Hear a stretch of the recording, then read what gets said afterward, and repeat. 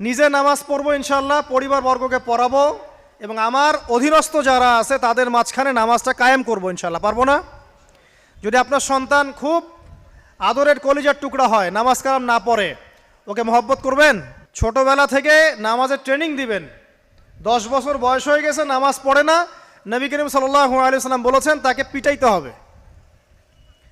আল্লাহর নবী মুহাম্মদ সাল্লাল্লাহু আলাইহি ওয়াসাল্লাম কি দয়ালু মানুষ ছিলেন না কঠোর? বলেন। সেই দয়ালু মানুষটা তিনি বলছেন 7 বছর বয়সে সন্তানকে নামাজের আদেশ করবে, আর 10 বছর হয়ে গেছে নামাজ পড়ে না, ওকে পিটাবে।